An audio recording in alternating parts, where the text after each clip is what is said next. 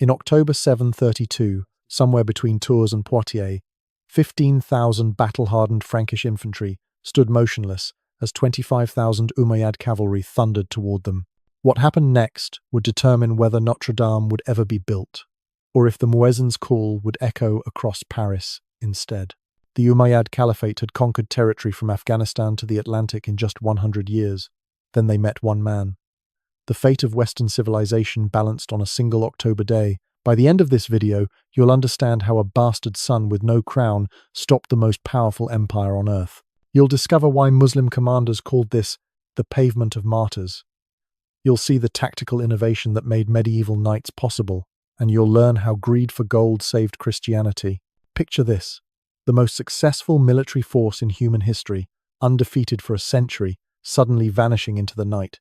An unstoppable cavalry charge halted by farmers with spears. A victorious commander who refuses to pursue a routing enemy. But here's what the Muslim chroniclers won't tell you.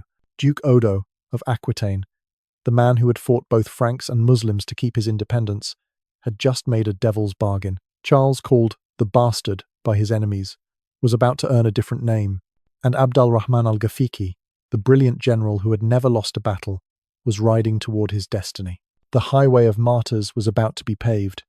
In one night, an army of 25,000 would disappear like morning mist. The ancient world would die between sunrise and sunset. To understand how 15,000 farmers stopped an empire, we need to see the tsunami approaching.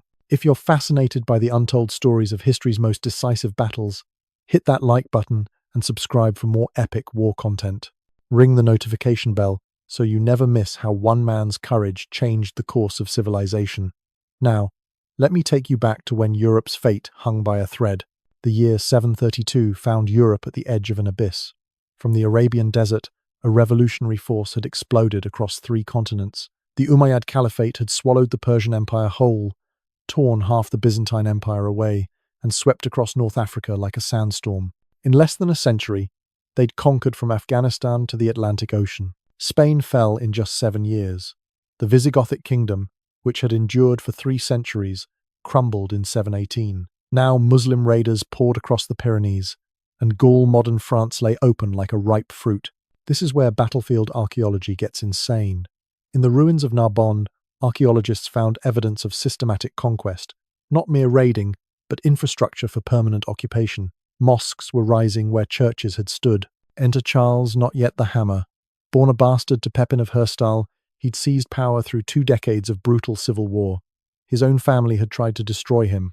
The church condemned him for seizing monastery lands to pay his soldiers. But Charles had learned something in those civil wars that would save Western civilization. Duke Odo of Aquitaine played a dangerous game. For years, he'd balanced between the Frankish kingdoms and the Muslim forces, even marrying his daughter to a Berber lord to secure his southern border. But when ʿAbd al-Raḥmān al-Ghāfiqī arrived as the new governor of al-Andalus, everything changed. ʿAbd al-Raḥmān wasn't just another raider. Syrian-born, veteran of 20 campaigns, he combined Arab-heavy cavalry tactics with Berber mobility. His very name meant servant of the most merciful, but Christian chronicles called him the Destroyer. He had one goal: permanent conquest of Gaul. Now watch how one man's greed changes history.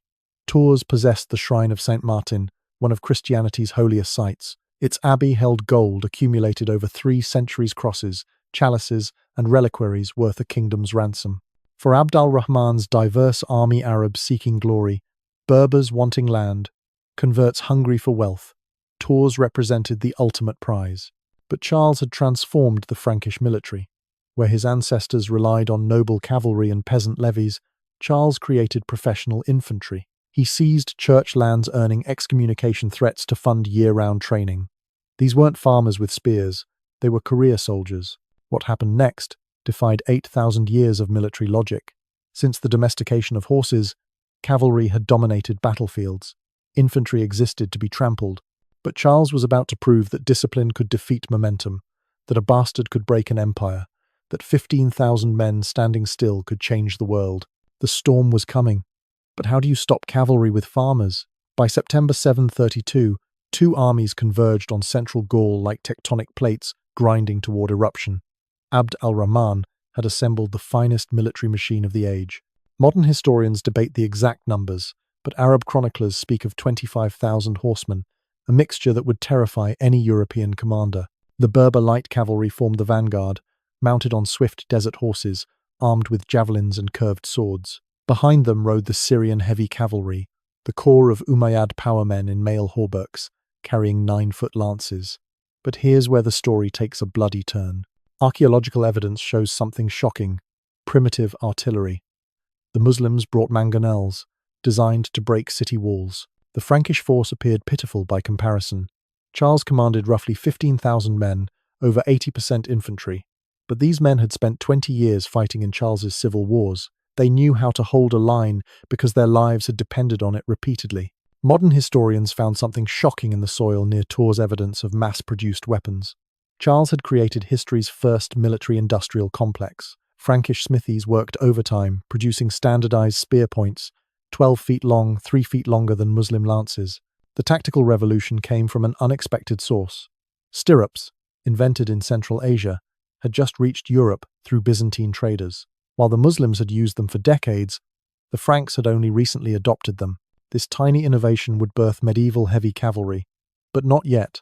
First, infantry would have its greatest hour. Geography favored Charles. Between Tours and Poitiers, ancient Roman roads funneled through forested valleys. The Muslims couldn't use their numerical advantage or mobility. They'd have to attack head-on. Here's what the Arabs didn't know was happening behind Frankish lines. Charles had studied captured Muslim tactics for years. He knew their cavalry charges came in waves, designed to find weak points, so he created something new. A formation so dense, so disciplined, it would earn its own name in military history: the Frankish Square. Duke Odo arrived with 5,000 Aquitanian cavalry, battle-scarred from fighting these very Muslims. His intelligence proved invaluable. "They'll probe first," he warned Charles. "Test your lines with Berber light horse. When they think they've found weakness, the Syrians charge." For 7 days, the armies watched each other. This wasn't hesitation, it was calculation. Abd al-Rahman needed to protect his baggage train, swollen with Spanish plunder. Charles wanted the Muslims to attack uphill, negating their cavalry advantage. Both commanders knew whoever moved first would likely lose. The Frankish line did something impossible during this wait. They didn't desert. Maintaining 15,000 men in battle formation for a week should have been impossible. Men should have drifted away for food, water, or fear.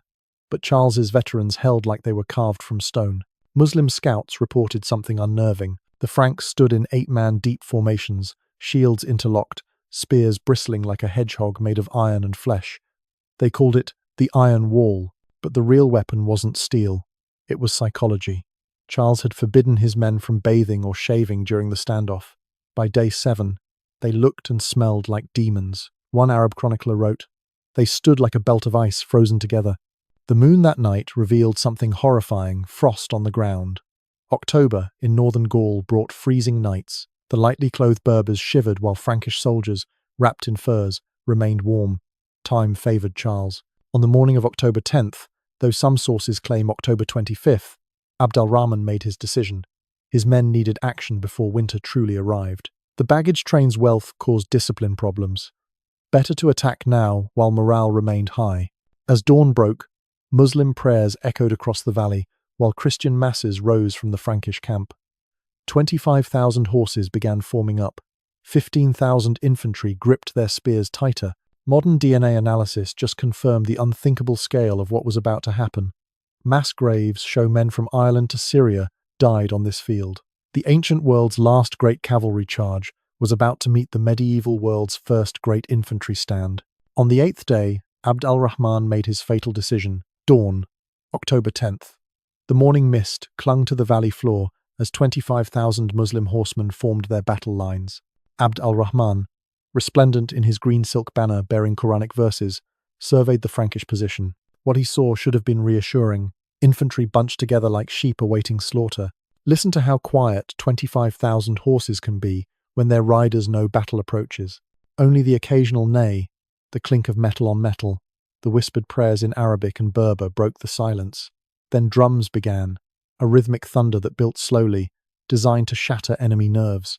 The Frankish line stood motionless. Charles had positioned his men brilliantly. Their backs to a forest meant no cavalry could flank them. The slight uphill grade, would slow charging horses. But wait, the treasure was a trap Charles had laid. He'd spread rumors about a secret Frank supply train, hoping to distract the gold-hungry elements of ʿAbd al-Rahman's army. The first probe came at the 3rd hour past dawn. 2,000 Berber light cavalry thundered forward, releasing their javelins at 50 yards. The Frankish response shocked them. Nothing. No countercharge, no arrows, just shields raised in perfect unison. The javelins clattered harmlessly off the shield wall, but Charles knew something ʿAbd al-Rahman didn't. Frankish shields, reinforced with iron strips, could deflect light missiles. His men had orders: let them tire their horses, let them waste their weapons, stand like mountains. Individual moments of heroism emerged from the chronicles. Young Theodoric, a Frank farmer turned soldier, caught a javelin mid-flight and hurled it back, striking a Berber chief. The psychological impact rippled through Muslim ranks. These weren't terrified peasants. In 30 seconds, everything would change. The Berbers wheeled away, and the main force prepared. 10,000 Syrian heavy cavalry began their advance, lances lowered, forming a steel-tipped tsunami. The ground shook like an earthquake made of horses. Frankish soldiers later described the sensation: first a tremor through their feet, then a rumble in their chests, finally a roar that drowned thought itself. 35 miles per hour of horse and steel bearing down on stationary men. But the Frankish line did something impossible. They stepped forward. Just 3 steps, but it changed everything. The cavalry expected retreating, frightened men. Instead, they met advancing spears. Physics itself seemed to betray the Muslims, as horses instinctively shied from the hedge of iron points. The crash, when it came, sounded like 1,000 blacksmith hammers striking simultaneously. The first rank of horses, unable to stop, impaled themselves on Frankish spears. The second rank crashed into the first, the third into the second. In 7 minutes, 3,000 men died in a space smaller than a football field. One Frankish soldier wrote something that still gives me chills. We became a wall of flesh and iron. Brothers fell beside me, but the line held. We were no longer men. We were one creature with 15,000 hearts. Muslim frustration mounted. Wave after wave crashed against the Frankish line, each time falling back with horrible losses. The sun climbed higher, and men fought in growing heat. Dust rose so thick it blotted out the sun. The smell-horse sweat mixed with blood, churned earth, and fear became overwhelming. By midday, ʿAbd al-Raḥmān committed his reserve. These were his finest troops, veterans of the Spanish conquest. They came not in a charge, but at a controlled canter, seeking gaps in the exhausted Frankish line. This is the moment empires die. The Frankish wall, 6 hours into the battle, began to bend. Not break bend. Charles had trained his men for this moment. Secondary lines stepped forward to fill gaps. Wounded men propped themselves on spears to maintain the illusion of strength. Then physics itself seemed to betray the Muslims. The very success of their charges created a barrier. Dead horses and men piled before the Frankish line, forcing subsequent charges to slow, to pick their way through. The killing ground grew worse with each attack. But Charles had learned something in those civil wars: patience kills more enemies than swords. He refused his men's pleas to counterattack. "Let them come," he growled. "Let them tire. The sun is our ally today." The baggage train, swollen with Spanish gold and guarded by only 3,000 men, sat 3 miles behind Muslim lines. Frankish scouts had reported its position to Charles, but he held this information like a dagger, waiting for the perfect moment. As the afternoon wore on, a new problem emerged for ʿAbd al-Raḥmān. Some Berber units began drifting back toward camp, not fleeing, not yet, but checking on the treasure. The unity of his force, built from so many different peoples with different motivations, began to crack. What the Arabs didn't know was that Duke Odo's cavalry had been moving through the forest all day. Using hunting paths known only to locals, 5,000 horsemen were about to appear when nobody expected them. The sun began its descent. Both armies were exhausted. The Frankish line still held, but gaps appeared more frequently. Muslim cavalry had lost perhaps a third of their number, but still outnumbered the Franks. Then Odo did something nobody expected. Hour 1 to 2 of full engagement. The Syrian heavy cavalry reformed for another massive charge. ʿAbd al-Raḥmān, his green banner now torn and blood-stained, personally led this assault. 8,000 horsemen formed a wedge aimed at the Frankish centre, where Charles's own banner flew. But first, let me blow your mind with this number. Archaeological evidence suggests the Muslim horses were already exhausted. having charged an average of 12 times each. No amount of warrior spirit could overcome equine biology. The charge built momentum. Veterans later described the sound as apocalyptic, thousands of hooves creating thunder, men screaming war cries in multiple languages, the clash of metal on metal building to crescendo. The Frankish wall braced. Impact. The Muslim wedge struck like a battering ram. For the first time, the Frankish line didn't just bend, it cracked. A gap opened near Charles's position.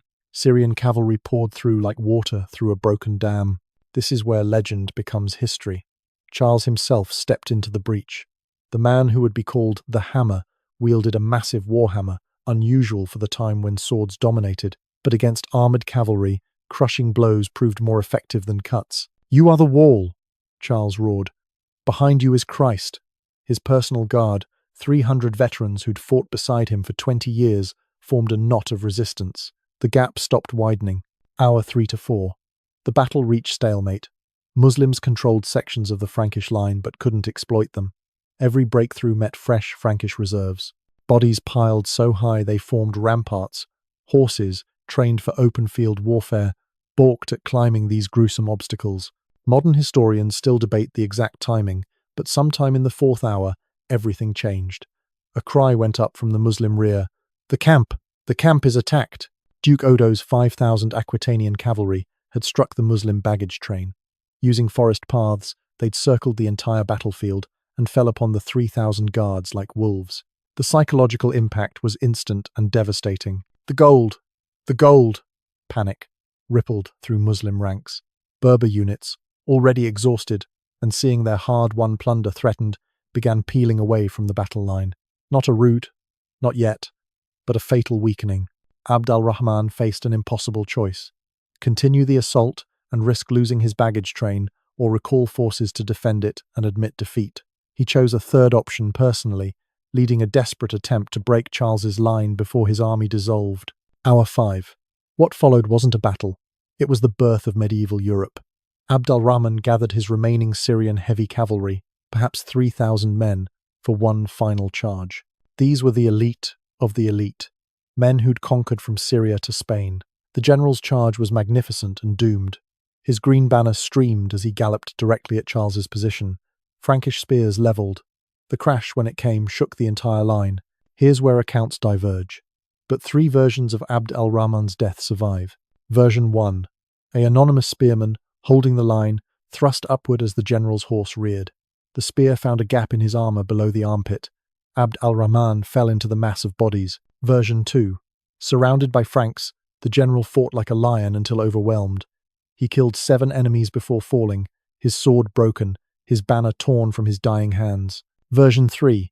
Duke Odo himself, arriving with reinforcements, struck down the general in single combat, though historians doubt Odo was even present at the main battle. What's certain is this: Abd al-Rahmān al-Ghāfiqī, destroyer of armies, conqueror of nations, died in the mud of a French field.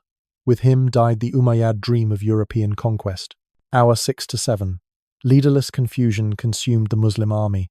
Subordinate commanders issued contradictory orders.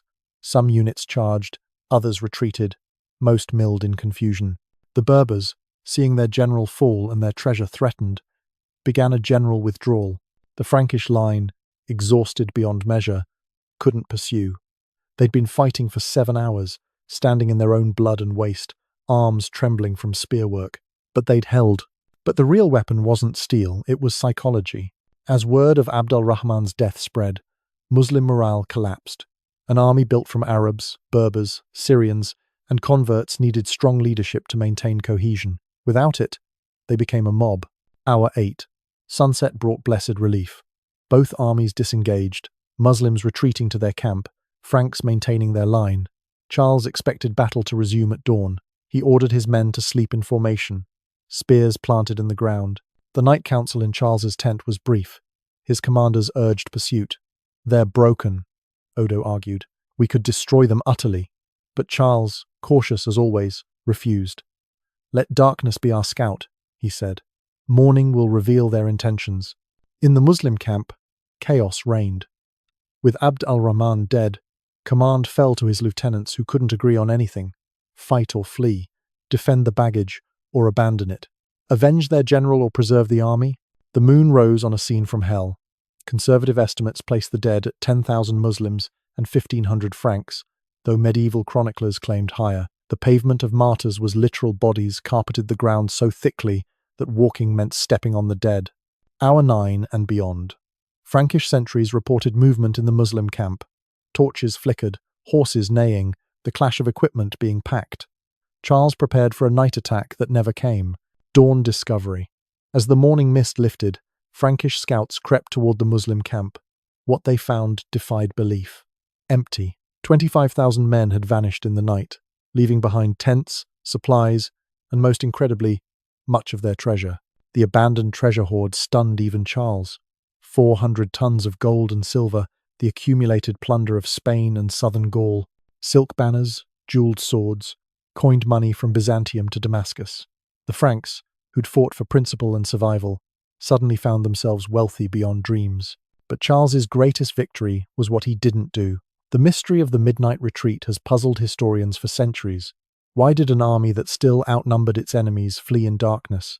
The answer lies in medieval military psychology. Without Abd al-Rahman, the diverse coalition couldn't maintain unity. Berbers wanted to save what plunder they could. Arabs mourned their general. Converts feared fighting fellow Christians without clear leadership. But wait, the treasure was a trap, though not one Charles had planned. As Frankish soldiers began looting the abandoned camp, discipline threatened to collapse. Men who'd stood firm against charging cavalry nearly rioted over gold.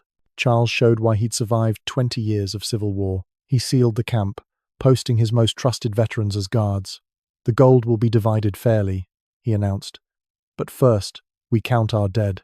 The counting revealed the true scale of victory. 1,500 Frankish dead. A terrible price, but far less than expected. Muslim losses were harder to calculate. Bodies littered the field for miles, and the retreating army had carried away many dead. Conservative estimates suggest 10,000 Muslim casualties. Political earthquake followed military triumph. Duke Odo, who'd spent years defying Frankish authority, knelt before Charles. The man who'd allied with Muslims against Christians now swore fealty to the bastard who'd saved Christendom. Aquitaine, the last independent realm in Gaul, accepted Frankish overlordship. The military revolution Charles had begun now accelerated. The abandoned Muslim camp contained hundreds of sets of armor and, crucially, detailed saddles showing stirrup construction. Within a generation, Frankish cavalry would adopt these innovations, creating the armored knights who dominate European warfare for 500 years. But Charles's immediate challenge was political. The Church, which had condemned him for seizing monastery lands, now hailed him as savior of Christendom. Pope Gregory III sent a letter preserved in Vatican archives calling Charles the defender of the faith, the hammer of God against the infidel. The name stuck. Charles the Hammer. Carolus Martellus in Latin entered history. The bastard son who'd fought his own family for power was now Europe's paramount warrior. Muslim chronicles tell a different story. They called it Balat al-Shuhada, the pavement of martyrs. For them, Tours represented not just military defeat, but the high watermark of Islamic expansion in Western Europe. Never again would Muslim armies penetrate so deeply into Frankish territory. One Arab chronicler wrote something that still resonates. "We came seeking gold and glory. We found iron and determination. The Franks were few, but they stood like mountains. Perhaps Allah willed that this land should remain in darkness." Charles's restraint puzzles modern military thinkers. Why no pursuit? His army was exhausted but victorious. The Muslims were broken and fleeing. Aggressive pursuit might have destroyed them entirely. The answer reveals Charles's genius. His spy network reported the Muslim retreat was organized, not a rout. They maintained rear guards and moved in good order. Pursuing with exhausted infantry against desperate cavalry in unknown territory invited disaster. Better to accept victory than risk reversal. The abandoned treasure transformed Frankish society. Charles used it brilliantly. Churches received generous donations, earning forgiveness for his previous seizures. Veterans got bonuses that secured their loyalty. Most importantly, he funded an expanded military system that would make the Franks Europe's dominant power. But the immediate impact was psychological. For a century, Muslim armies had seemed invincible. From Arabia to the Atlantic, they'd crushed every opponent. The Byzantine Empire, heir to Rome, had lost half its territory. The Persian Empire had vanished entirely. Spain had fallen in just 7 years. Then, 15,000 Frankish farmers had stopped them cold. News spread across Europe like wildfire. The monastery of Iona in Scotland recorded it. Byzantine chroniclers in Constantinople noted it. Most importantly, potential Muslim converts in newly conquered territories heard it. The inevitable march of Islam had been stopped. In the Muslim camp during the retreat, a different narrative emerged.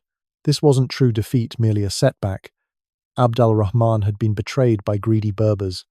The Franks had gotten lucky. Next year, with better leadership, they'd return. But next year never came. The Umayyad Caliphate, stretched from Afghanistan to the Atlantic, had reached its limits. Internal pressures, economic, political, religious, made further expansion impossible. Within 20 years, the Umayyads would fall to the Abbasid revolution. The unified Muslim empire that had threatened to conquer the world would fragment forever. Charles spent the victory's immediate aftermath securing his gains. He appointed trusted commanders to newly fortified positions along the southern frontier. The treasure funded new fortifications. Most cleverly, he recruited Gascon and Basque mountaineers, traditional enemies of both Franks and Muslims, as border guards. The real victory was what didn't happen. No mosques replaced churches in Paris, no muezzins called from where Notre Dame would stand. Latin, not Arabic, remained Gaul's learned language. The cultural trajectory of Western Europe continued unbroken, but Charles knew something his celebrating soldiers didn't. The battle was won, but the war for Europe had just begun.